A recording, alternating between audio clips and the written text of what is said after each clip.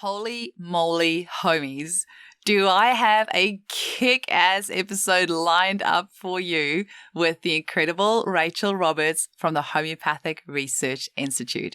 Now, I've been following them for a few years, ever since I watched the documentary Just One Drop. If you haven't watched it yet, make sure you do. So I knew little bits about their work and what they do. But chatting with Rachael today has just highlighted again how important this organization is and how lucky we are as a profession to have them on our team. They are doing incredible work. They're working their butts off to help all of us raise the profile of homeopathy with really, really good homeopathic studies. I really hope you enjoyed today's episode. And if you can, please consider donating at hri-research.org, or make sure that you follow them on Facebook or Instagram or their YouTube channel. Make sure to sign up for their newsletter. Rachael has got some really exciting news that's coming out in the next 6 months or so, which you do not want to be missing out on. Enjoy the episode.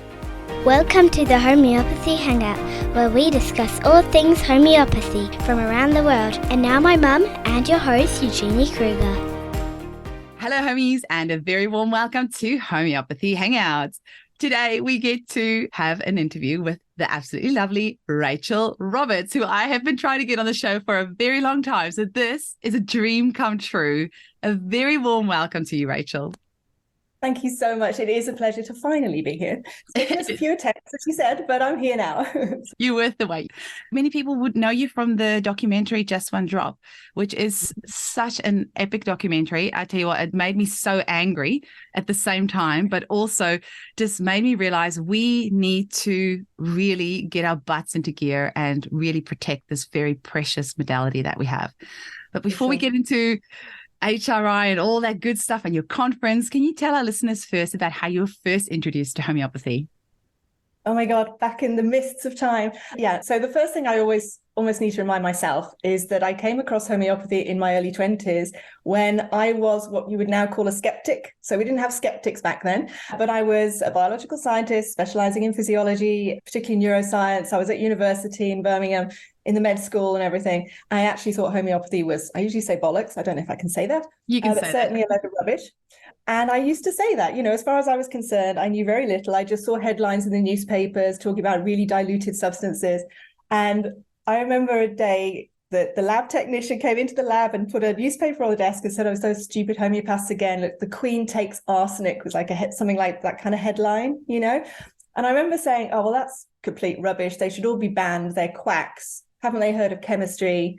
Blah, blah, blah." All that stuff, which is just so mortifying now.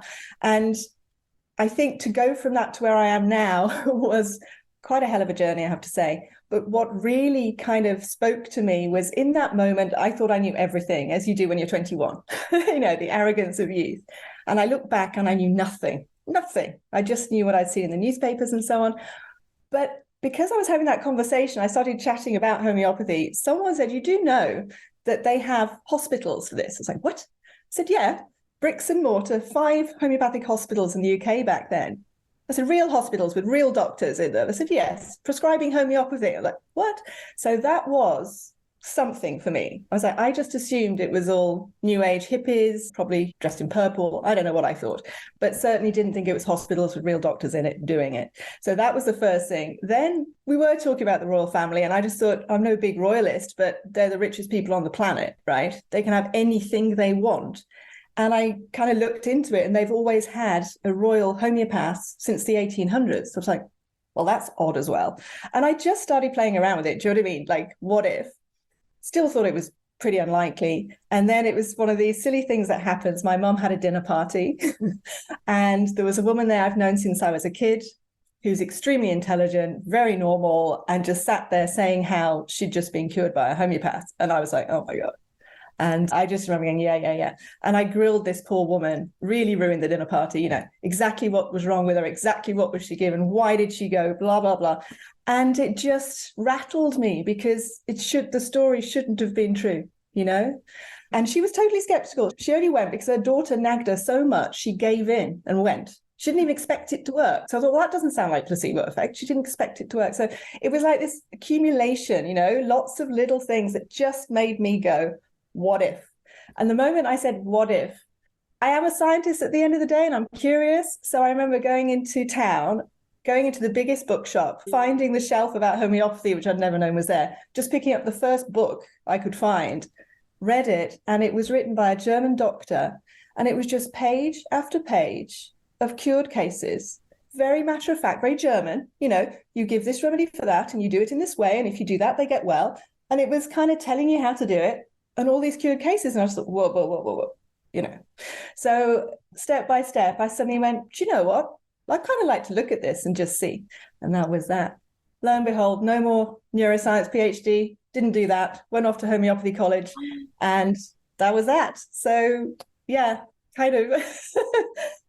Yeah. And all my family thought I'd lost the plot, of course. They actually went, what are you doing? And then not many years later, they were all like, oh my God, thank God you did. I mean, because they get free healthcare. Yeah. But isn't that the true definition of a scientist? Actually being willing to go and explore something that goes against your beliefs, like actually questioning it instead of just brushing it aside. Like that's the antithesis of science. Science is like, okay, this is interesting. Let's go and explore that.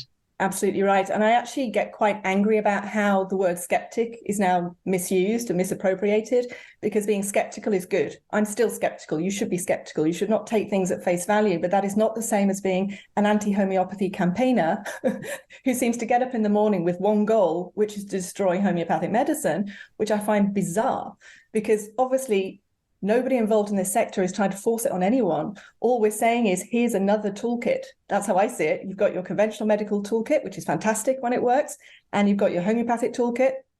Find out which one's going to work for you, and you've got double the chance of people getting better if you've got two toolkits. It's that simple to me. So why try and get that removed for those who want it? It's bizarre to me.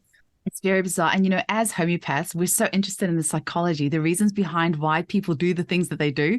So absolutely, I do find that, and actually I had this chat with Jared and Drinos as well, the psychology behind what drives you in the morning to go and decide, this is what I'm going to do today, is go and try and destroy homeopathy. Why? Haven't you got anything better with your time? Why?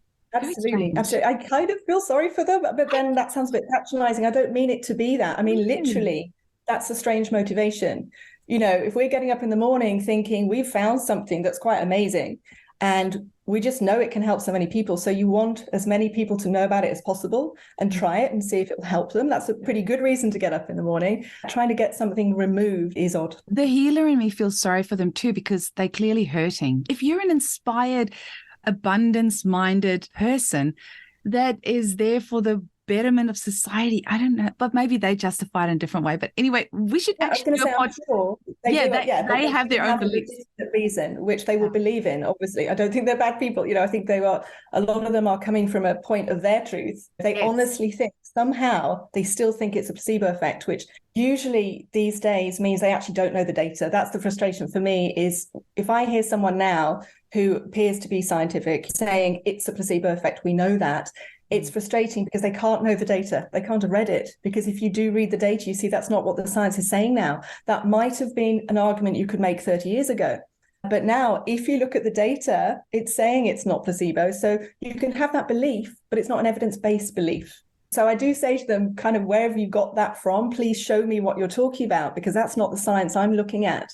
And you usually find they haven't looked at the science at all. They've read the Daily Mail, as we have in the UK, or some newspaper, or seen one study that's been hyped to oblivion to sort of say that it, give a negative result or something. It's really not coming from a point of having studied the evidence, which is what a scientist should do for sure.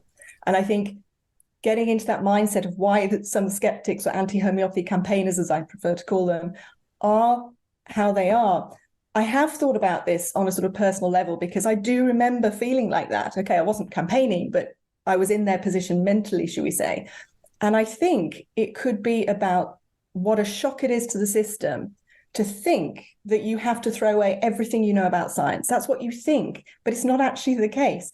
So they're thinking, if I believe homeopathy can work, you've got to forget physics, you've got to forget biochemistry, you've got to forget pure chemistry, and so on. And you don't. That was the turning point for me. All you have to accept, I can keep all of that. I can keep everything I know about human physiology and so on. All you have to realize is there could be something else as well. It's not instead of. It doesn't nullify your whole knowledge base. It's an additional element on top. There's another way you can get change in the body, another way you can interact with it. As soon as I went to that point, I can keep everything and add to it. Then it wasn't so scary. And I think a lot of the people that I am kind of up against, if we put it that way sometimes, these are often professors, in their 50s, 60s. If you've held a position for decades, I think you can almost be defined by that or feel you're defined by that. And I think they see it as if they look at the data I'm presenting them, even if they know really it's pretty convincing, which they should if they're being objective, they can't quite let go. It's a big fall off a cliff to them. It would feel like a falling off a cliff or something. And so I feel like maybe the next step for me is to try to have that kind of conversation when they say, no, don't feel that. Just look at it purely objectively as an additional layer. I like that. And what I always think is the reason why they want to not believe that or don't even want to entertain that idea is going to be different. And for each person, kind of need to, what is it about that? And I'm kind of thinking of my own experience. I used to be very pro-vaccination before I discovered homeopathy. And it was only because I had never actually researched it. I was just regurgitating the information that I had been fed. And once I actually did the research, I was like, oh my gosh, this is like a whole can of worms. And then, of course, I went on this mission to try and convince everybody else of my beliefs, which I'm so past that now. I'm just at the place of acceptance that we all have different journeys. But I found that for every person, it was a different thing. For one person, it was that there is monkey cells in it. For another person, it was that there's no placebo trials. For another person, it was like it's different for everybody. Absolutely. But I also just realized that you use the term anti-homeopathy campaigners.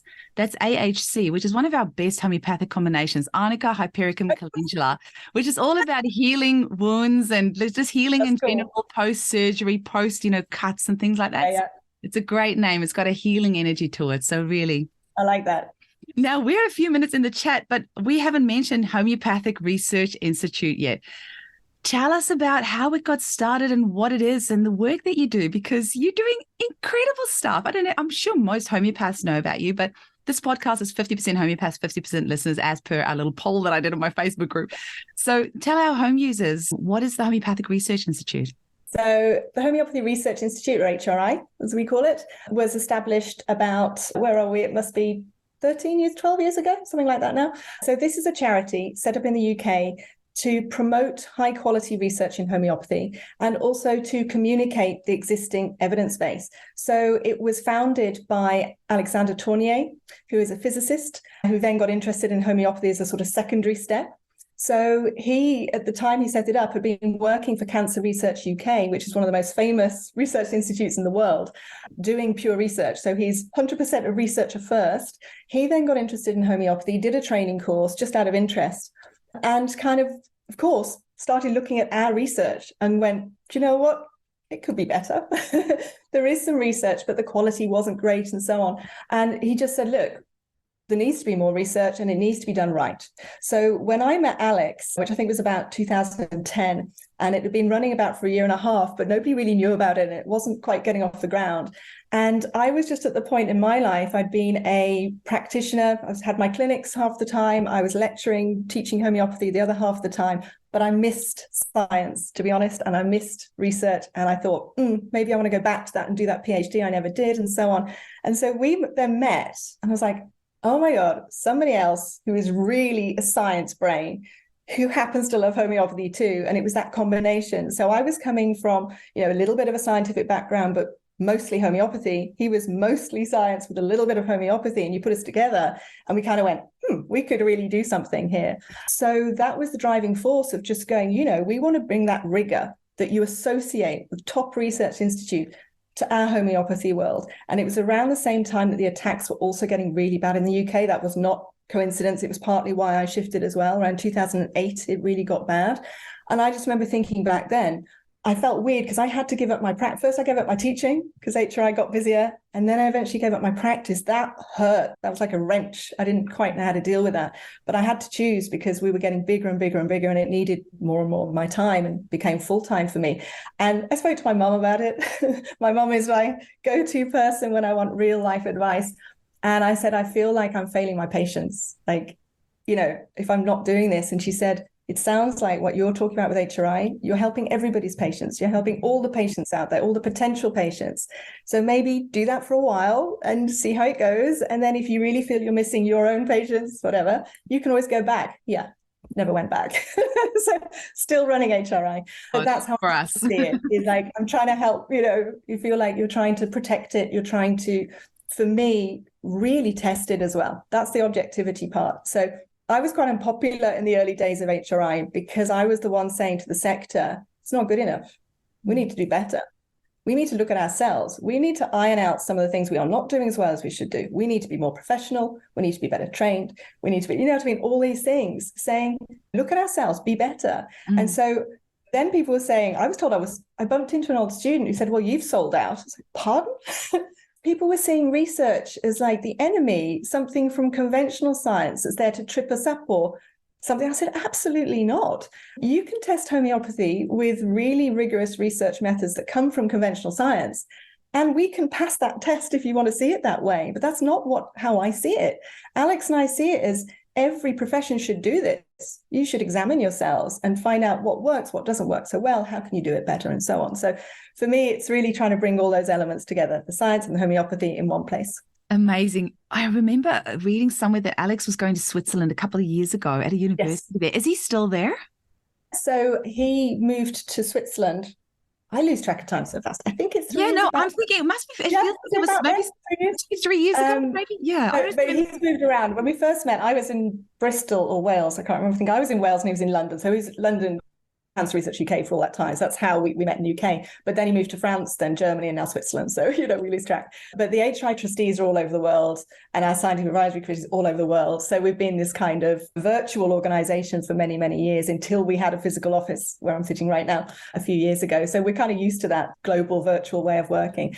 But yeah, he's moved to a great place for him. He's at EKIM, which is the Institute for Complementary and Integrative Medicine at the University of Bern in Switzerland. So he's working directly with Stefan Baumgartner now on a daily basis. And most people in the research world have heard of Stefan Baumgartner. He's an amazing researcher. He's now a full professor, which is fantastic. And he's the world expert in basic research on homeopathy, particularly the plant-based studies. And of course, Alex is now, he'd never say it, but I'm allowed to say it, he is now considered the world expert on the fundamental research in homeopathy. So he's pursuing more theories, possible theories of the mechanism of action. He's looking at replicating these basophil studies that were done decades ago, the ones with the white blood cells where you get them to release histamine and you give them a remedy and they don't release histamine and all that kind of thing. So he is trying to bring, for example, with that project that HRI is funding, he's taking an experimental model done decades ago, which was great, but he's trying to do it with today's techniques, today's equipment, today's knowledge, an expert lab technician and so on, and kind of upgrade it to the modern era. So yeah, really exciting work that he's doing there. Amazing. We are so lucky as a profession to have minds like yours and Alex's on our team. You said funding. Where does the HRI get their funding from? Because you've got a physical building there. You have got people working for you. You fielding off, attacks from skeptics. And when Jerry Dendrinos reached out to you with the NHMRC report here in Australia, you put countless hours into that. Somebody's got to pay for your time. Where does the funding come from? Absolutely. Since the inception of HRI, the absolute bulk of our money has come from a single individual called Charles Wansborough. Can you imagine? It's like, I know I want to do name check Charles. He's an amazing individual. I get like goosebumps thinking about Charles because a true philanthropist. He met Alex. He was lecturing in homeopathy, met Alex as a student, and they were chatting. And Alex had no idea that Charles Wansborough is a very wealthy man. So they were chatting and he was going, I really wish there was an institute, And Charles really enjoyed that because he knew Alex didn't know who it was. So he's going, really, Alex, what would you do if you had the money? And all. So he's spouting off ideas and And he went, okay, then. So what do you mean, okay, then? He said, and the story I heard was he gave Alex a check in those days for £20,000 and said, go on then, do it. And Alex was like, okay. So he had to find somebody, he's a physicist, right? So he had to find an organized person, a lovely woman called Arlene Line, who was his first helper, shall we say, who actually created the structure, the charitable structure, got charitable status, registry, and all of that stuff, and got him off the ground. And then when I came on board, Charles is a very sharp man. And I remember him bit by bit saying, okay, here's a bit more, show me what you can do with it. And that's how it worked. And we had to prove ourselves each time. And if Charles was happy with what we were doing, we got some more. And it got to 2013, and we did our first international conference, which was a huge risk because we had no idea if it would work. Even Peter Fisher, who I adored, said to me, Rachel, love what you're doing, but this is ambitious because you're a niche within a niche. You can't do a conference just on research. You know, these days it's hard to get people to come to homeopathic conferences. You need to be like an add-on, just do a day attached to another conference. But Alex and I were like the same vision, like, no, it deserves its own platform. And if it's not there now, we'll create it and people will come or they won't. And then we had a lot of sleepless nights, but thank God they came. And it was a huge success. Charles was there. He'd come to see what we were doing. And he came up to me after the gala dinner and said, okay, then well done. I'll fund you for 5 years. So you can stop worrying about where the next bit of money will come from and you can do some work and get on with it. And then we were lucky later on, we got other major donors, of course, but once you can concentrate on the work, then they will come to you. And we've been so lucky that various people have said, okay, now we know what you're doing. It happened at our latest conference only a few weeks ago, June this year, that another gentleman, of course, I can't name, he represents a foundation in France, and he came up, he's known Alex for years and given a little bit of support, but he said to both of us, I've watched you now for 2 days. Now I get what HRI is. Now I get what you do. Why haven't we been more behind you? I'm giving you 20,000 euros for your next conference. And of course, these conferences cost. I've just done the budget. It's a lot of money, huge budget to do it at the level we do it. So that's already, you know, pledged for our next conference. So that's how it works. Yeah. I have got all over goosebumps. Yeah. And that's why I feel so privileged. Do you know what I mean? It's like, that's why I feel like I can only do what we've done and we can only do what we've done because there's people. And you're right. Once you have an office and the people we use, I mean, that's another thing I'm really proud of. And I'm sorry, I get all like a proud mum with HRI, but yes, we have Alex's time. He is an unbelievably qualified researcher. We have Dr. Angelina Mosley, trained at Cambridge University, immunologist, again, career scientist before she came to HRI. Then we have now Dr. Esther van der Werf, who's got 25 years of doing trials in complementary medicine all over Europe. She's a world expert on AMR and women's health and so on in research. Like, you want people at that level. And that's what I said a few years ago. So we have to have the best because of what we do. What we do has to be as good as we can possibly make it. We're not perfect. We'll make mistakes like anyone, but we need it to be that level. So there is a bit of a thing. We had a team meeting recently that I am a little bit like everything to be spot on. So we're saying, how do we do better? And everyone said, you could start making us make every absolute goddamn thing be perfect. Everybody needs one of those on the team. I will work on that. But that's what I'm proud of. And of course, you need to pay salaries for people.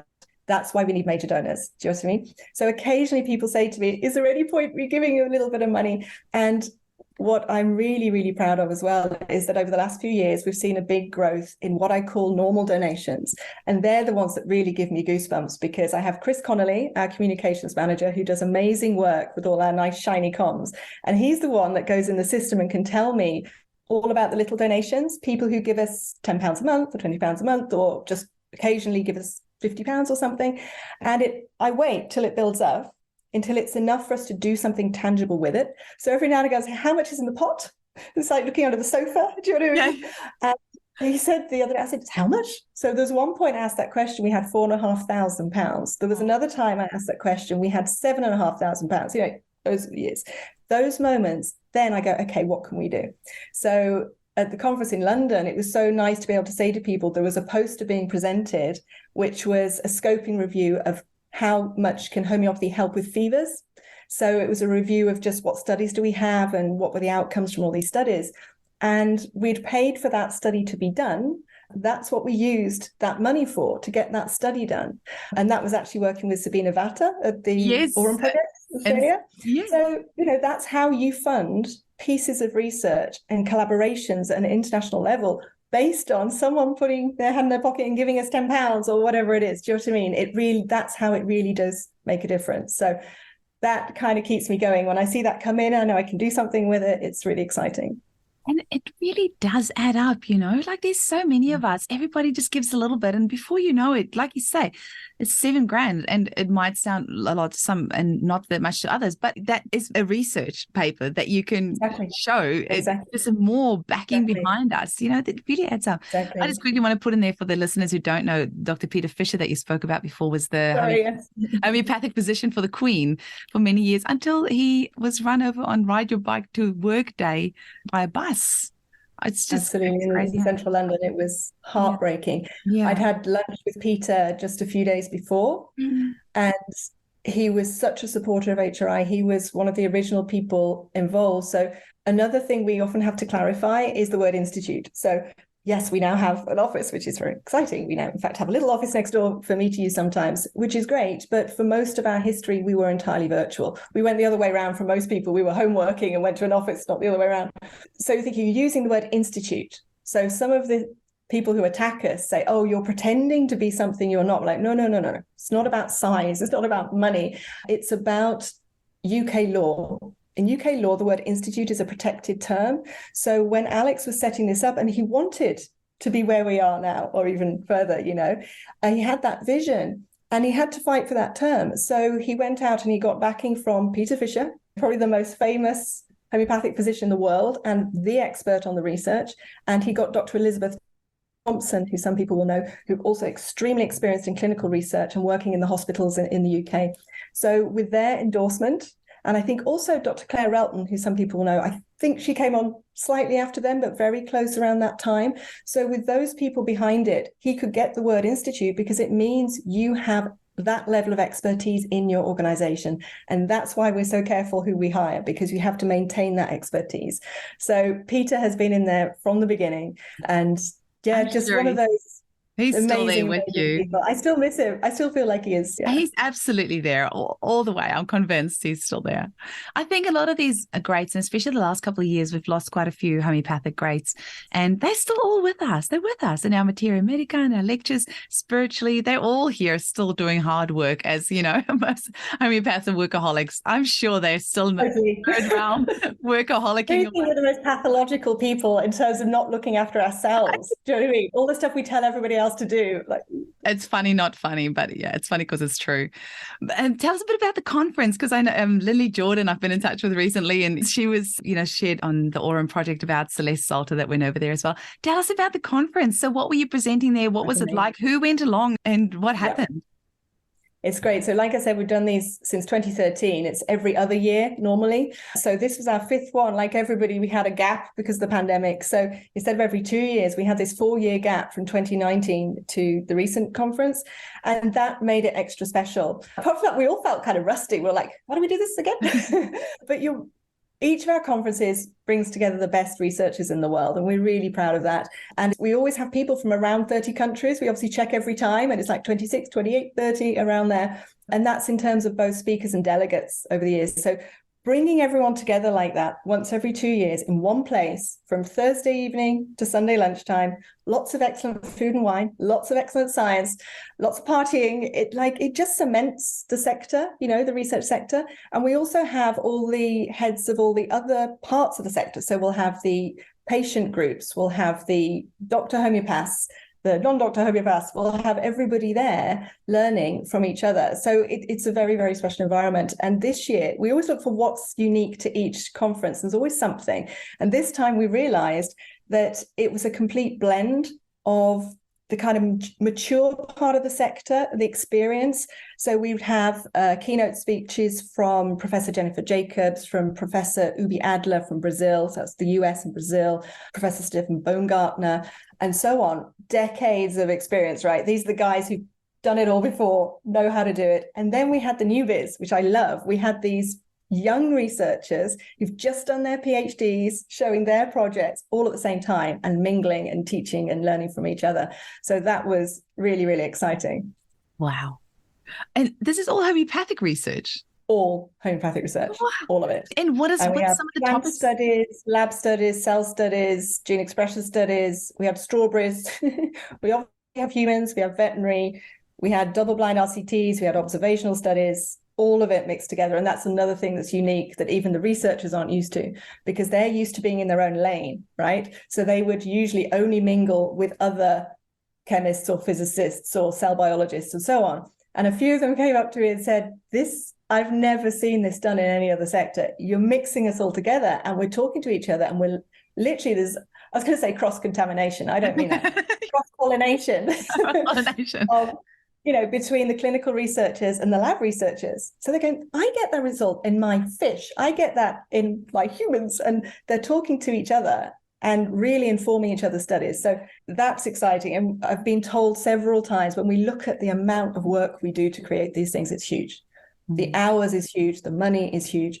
Is it worth it? Even every 2 years. And several people have said to me, please, please, please don't stop, because it is where a lot of these groundbreaking collaborations do get born. So some people might have heard of Stephen Cartwright in the UK, who HRI supported completely from the beginning. Charles basically paid for his research fully for 5 years at the beginning.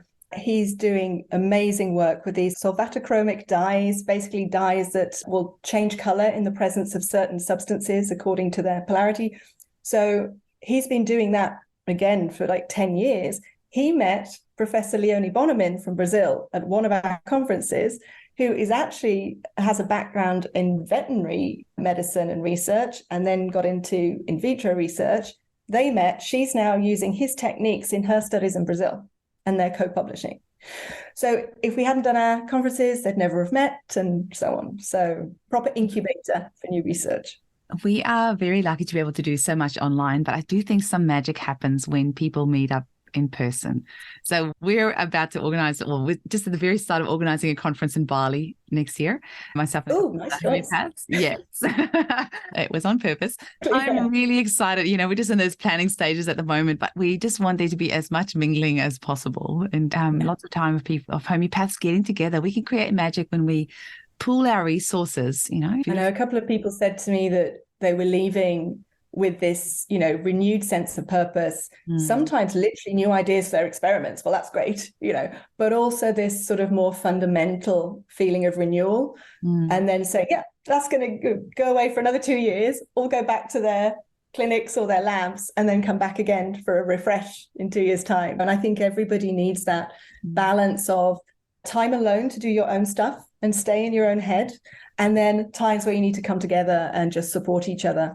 Absolutely.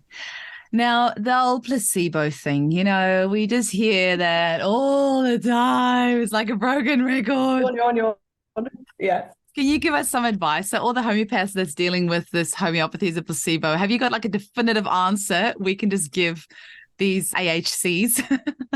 Yeah, I would like to say, well, that's bollocks. Sorry. But I probably wouldn't say that. Yeah, we do still get this argument that it's just a placebo effect. And so my answer to that, first of all, if people want something just to show people, it all depends, what situation you're in. If you just look on the HRI website and you go to resources, HRI films, I don't know if you've ever seen it, with this little clip. It's just like 4 minutes or something. And we filmed it at one of our conferences deliberately. And we asked that question to all these people like Stefan Baumgartner, Leone Bonomin. What do you say? So it's a little clip, and I'm on there as well, but it's mostly these great scientists talking about this. So that's really good. I've shown that to a few people, and they've gone, oh, wow, okay. You don't always have a film to hand. So what I do say to people is, please don't just believe what you've read in the newspapers. Please don't just believe what you hear. If you talk to the scientists who have done the research on homeopathy, all of them have started off questioning whether it's a placebo effect. Of course, that's the first thing you look at. And all of them have asked that question and answered it, saying it isn't. The data says it isn't. And what I mean by that is we now are at this position of being able to look at different types of research. And if you look at them collectively, it's all pointing in one direction. It's away from placebo. So on the one hand, you have Stefan Baumgartner's experiments from Switzerland with plants. So the classic one a lot of people might have heard of is with duckweed, these small plants. It's a very simple concept. He poisoned them with arsenic, not enough to kill them, just to stress them, as they say, to make them sick, randomized them, split them into 2 groups. Crude dose arsenic, not homeopathic. Yes, arsenic. So literally crude arsenic. Rat poison, arsenic. Yeah. So made these poor plants sick, but didn't kill them. That must have taken a while to figure out the dose. Put them into 2 groups. half of them he gave arsenicum, homeopathic arsenicum, that shouldn't have anything in it. And he gave the other half water. He just did it placebo-controlled, randomized the whole thing, 2 groups of plants, and then measured the growth rate. And what you would find, which we would expect, is that, of course, the plants treated with the homeopathic medicine arsenicum, the growth rate improved, they recovered, whereas the ones given water didn't. Now, I'm yet to find an anti-homeopathy campaigner who can tell me how that's a placebo effect. I'm interested. I'm open. Give me some ideas here, because that doesn't sound right to me. And then if you take it all the way to the other end of the spectrum and think about human health and clinical trials, we have the best study ever done so far, to me and Alex, which is Robert Mathis' systematic review that he did in 2014. And he took all the trials looking at individualized homeopathic treatment, as we would think, gold standard care, proper practitioner prescribing individually, all of that, compared to placebo. So that, again, these were double-blind, randomized clinical trials, the exact same method you use for drug trials. And he looked at 22 of those, put them together and summarized them, which is what you're meant to do, this systematic review and meta-analysis. And when he did it, the outcome was definitively positive. It was very, very clear that when you look at those 22 trials together, individualized medicines work 1.5 to 2 times better than placebo. So I have to hesitate when I say that, because I have to get it right, because he's a stickler. He's, again, a very rigorous scientist. And it's specifically when the medicines are individually prescribed. That's what he was looking at, of course. Then they're 1.5 to 2 times better than placebo, which, yes, not consistent with it being a placebo effect, quite clearly. So we have all this evidence. And of course, there's, if you think of conventional medicine, you have over-the-counter medicines. You go to the pharmacy, you might get a bit of advice from a pharmacist, or you go and see your doctor or your specialist. It's exactly the same in homeopathy. We have over-the-counter products, which has also been tested and repeatedly found to be better than placebo. But we also have this kind of specialist care, like I've just described, where you do need to see a practitioner and get the full treatment. So the research has looked at these different types of homeopathy, and really, overall, it's pretty convincing. Incredible. And how can people access the research that you do? And I'm just trying to understand, because there's loads of homeopaths in India and, all over Europe and in Australia doing research. Do they all contact you for advice? And if you want to get hold of their research, can you get hold of that through you? Like, where do we find the body of research? Is there one place where you can find it? So that's a really good question, because, of course, actually to sort of lead to that, I should actually talk about the limitations as well. I talk about the strengths of it because that's obvious, but to also respect the limitations of the research we have right now. Not all of it is good quality. That's true. Like any field, some of it's good, some of it's bad, some of it's in the middle. And also why some people won't yet say they're convinced is because we have a scattered evidence base. I don't know if you ever noticed this. If you just look, for example, at the allergic rhinitis data we have for hay fever and similar allergies, I think it's something like, off the top of my head, so I could be slightly wrong, but something like 16 different studies. That sounds quite good. They're all doing different remedies in a different way against a different control group. And that's the problem we have. So it's not that the data isn't there, it's that it's not focused enough. So if you're coming from the outside and you want proof, they'll say, well, that study hasn't been repeated 3 times. You're right. That's what we need to do next. So we need to focus, we need to replicate these studies. So I just wanted to give a nod to that. And also just about these quality issues. At HRI, we only talk about high quality studies. So on our website, you won't find nearly as much research as you'll find somewhere else. So on our website, if it's on our website, we try to make sure it's been absolutely quality checked first. That's a big job that Angelina Mosley does for us, and now Esther van der Werf as well. They will screen all the studies that they find every 3 months, what's been published, and if it's good enough, it goes on our website. So for people to find those, the obvious way is you sign up to our newsletter. It only comes out 4 times a year, so we don't bombard people. And in there's a couple of links that say recommended reading. It's a lot more than it sounds. That's the ones we've picked out, saying, look, these are really interesting for some reason. They're interesting and they're high quality. Those will then live forever on the HRI website. So again, you go to resources, recommended reading, and you'll just find loads of studies there, but they've all been quality checked first. So that's what I suggest people do. That is. And actually, sorry, you did ask about the other research groups and so on. Yes, we are a kind of hub now in the homeopathy research world, which we feel is a real privilege. So one thing we do, which I really really feel is valuable is we have this scientific advisory committee. People can send us protocols if they're about to start a study or thinking of doing a study. This for me is the best use of our resources. Find the problems before you start, not afterwards, So people can send us their protocols and we can check them and say, look, actually it'd be better if you did it this way, or maybe you need more participants, or we suggest you add this element to it or use this outcome measure and so on. So that's an increasing part of what we do, is giving advice both about scientific quality and strategy to get the best research done. And I hadn't realized until recently that there was a misunderstanding about our strategic aims, saying that we promote high quality research. Someone has said, yeah, but you just talk about research, right? I went, what? No. Oh, promote, like PR. I said, no. We do promote it, but we mean promote in the widest sense of that word. We will use all our resources to push and create and generate and promote, in that sense, high quality research. So this kind of work where we're helping people get studies off the ground, we might say, look, you really need a statistician on this. We know a statistician, you could reach out to them, they might help you, and that kind of thing. So that's what we mean by promoting high quality research. That's interesting. I was just interviewing Jessie Coleman today, and they're about to do a research survey type thing. They're just going through the ethics committee. So I must actually ask her if they've been in touch with you guys yet. Absolutely. Just in case, I mean, it's lovely when we can just say, fantastic, go, fab, that's lovely. But just occasionally, sometimes you just find something they haven't thought of, Absolutely. And you've got those, like you said, there's excellent resources there. Like, why wouldn't you make use of it? So that's great. I really hope that more of our homeopaths get in touch with you that are interested in doing more research. Is there any particular area of homeopathy or any particular disease or any particular study that you would really see come out, or that you really think is going to make a big difference to convince AHCs? No, that is such a good question. So it's kind of funny. I had a meeting, it's a long time ago now, actually, it could even be 10 years ago, I'm not sure, something like that, 8-10 years ago, with a director of Public Health England, official government, head of Public Health England, not at all nerve-wracking. And, was there to say, look, what you've been saying about homeopathy isn't true. We had, I think her name is Dame Sally Davis, who was our chief scientific officer at the time for the UK, had gone on TV on the BBC and said that homeopathy was placebo or something like that. And I just remember thinking, no, not okay. So we tried to see her and we got her deputy, basically. And I remember being in that meeting with this guy just saying, she can't say that because it's not evidence-based. It's just not true. And that's an issue. People will believe her. So we got into it a little bit. I showed him various stuff. He was, of course, said as little as possible. And so I got kind of frustrated. So at the end of it, I said, okay, what would convince you? I asked exactly that question. He went, what?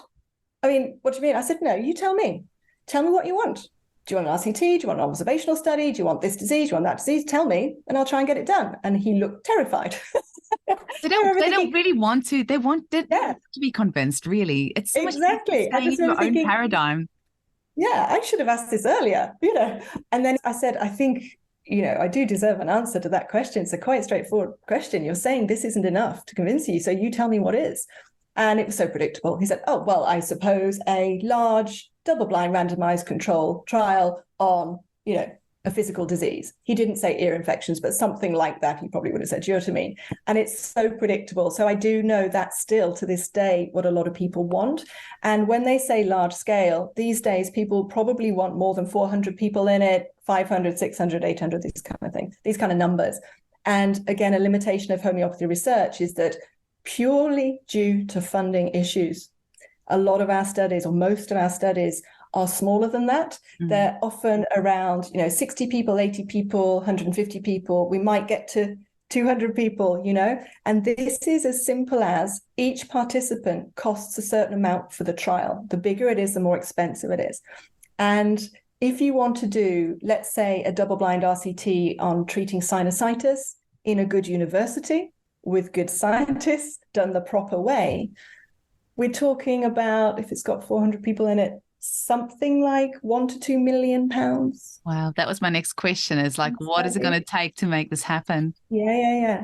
So It's not at all undoable. It's purely money. And when you look at, again, people say, well, homeopathic manufacturers should just do it. There's plenty of money or whatever. I've then tried to explain it to some of my normal friends who are in normal businesses, and understand market forces, etc., and said, do you realize the problem here? The remedies are already in the public domain, have been for 200 years, most of them. You cannot patent them at the end. So you're asking them to put multiple millions on the table for one study for each remedy, which they then can't patent.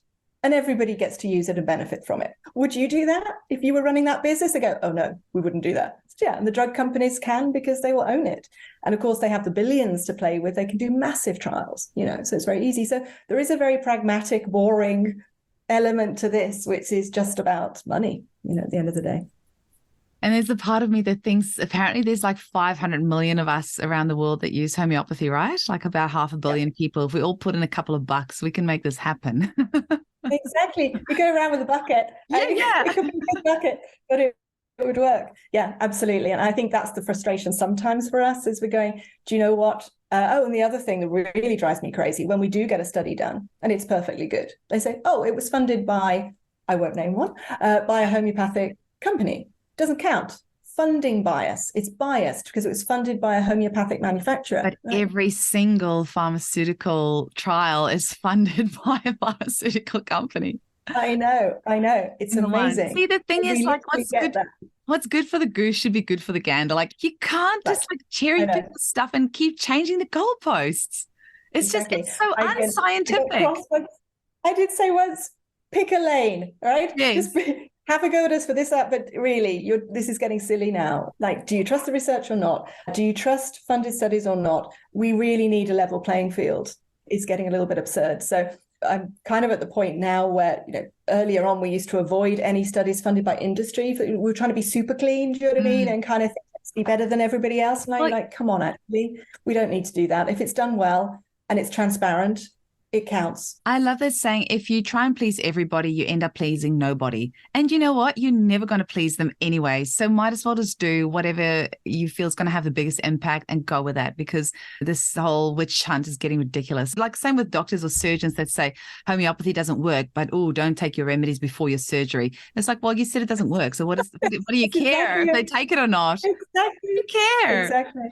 I know. It's really, yeah. They can't have it both ways, right? Like, please tell me you do have some like systems in place for yourself to like de-stress, because when I became awake and realized this whole scam with vaccination, for example, I was trying to convince the world, and I think I just like really affected my health by being on Facebook groups trying to convince trolls that vaccination is bad. And I was the president of the Immunization Awareness Society in New Zealand for a couple of years as well. And it drove me nuts. It was just like it's like banging your head against the wall every single day. You've been doing this for 13 years now. How are you still sane? You've asked my family, they'd say, she's gone. No, it is not easy, actually. You're right. It's kind of, we laugh about it because it's not a laughing matter. It's really stressful. And the stuff that's written about me online is horrendous. I remember a family friend just going, my God, I don't know what you do, but you've pissed off a lot of people. It's like some people really don't like you. And yes, we've made some big enemies, and we're aware of that. So like I said, I try to stay offline as much as I can. As you said, AHCI does not engage with social media in that way. We put out our own social media, but we won't get dragged into things because we know it doesn't work and it's very bad for the soul. So we don't, but it is difficult. And I think there have been moments where I've just thought, is this worth, are we helping? And so I need our conferences actually sometimes to be reminded that what we're doing is making a difference and is helping people. And during the pandemic, of course, like a lot of people, you've far too much time to self-reflect and we're all cut off from each other. And I did think, should we carry on? And then something always comes up. If it ever even enters my mind, something then happens. And the problem is I can never talk about the most exciting stuff, right? Because it's confidential and it's coming. But what I can tell you is, so I got involved in a particular project recently where I just went, that's what I'm for. That feeling of this is why I'm meant to do this. Yeah. This is what's coming. And it is coming. It should hopefully be, I think we're about 6 months away from being able to talk about that one.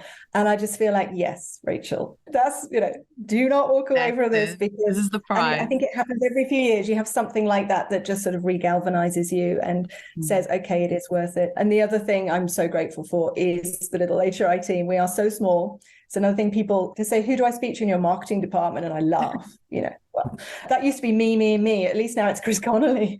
But if you add all of us up, we are still only 4 full-time people. If you add up the part-time and full-time people, it's 4 of us. It's not a lot. But again, the quality of the people, I don't just mean their expertise, I mean the people, who they are. They are amazing people.